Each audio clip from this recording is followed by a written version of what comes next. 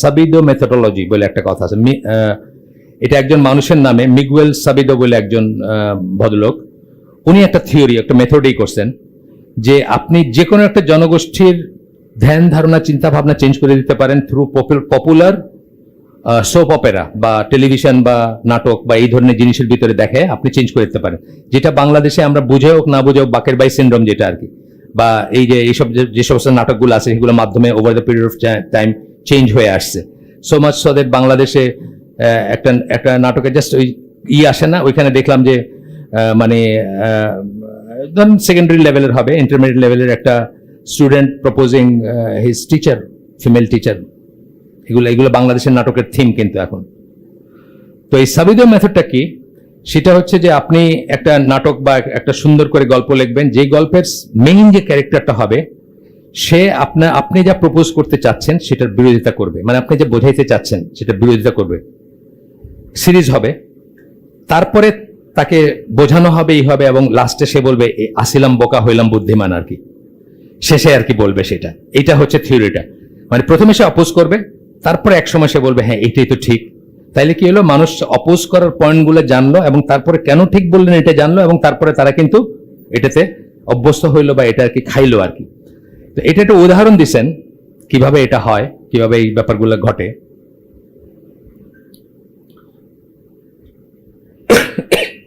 1977 থেকে 86 আগের কথা, বেশ আগের কথা, অনেকের জন্মই হয় না তো আপনাদের এখানে।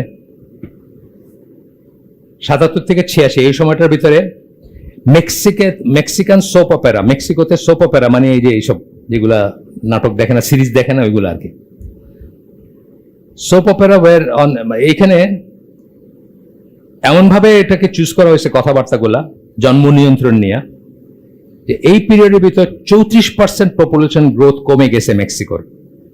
আসিলাম বোকা হইলাম বুদ্ধিমান এটা বুঝাইছে আর কি, মানে এতদিন কি করছে এটা তো বুঝি নাই, চিন্তা করি নাই। 34% পপুলেশন কমে গেছে, মানে পপুলেশন গ্রোথ কমে গেছে। এবং মেক্সিকোকে ইউনাইটেড নেশনস পপুলেশন প্রাইজ দেওয়া হয়েছে এই বিশাল সাকসেসের জন্য। এটা জাস্ট সোপ অপারার মাধ্যমে করা হয়েছে, এটাকে সাবিদো মেথড বলে। এটা আমি একদিন উত্তরায় হালাকা করতাম এক সময়, ওই যে 11 নম্বর সেক্টরে মসজিদে, আসতে 2 ঘন্টার মতো লেগে যেত।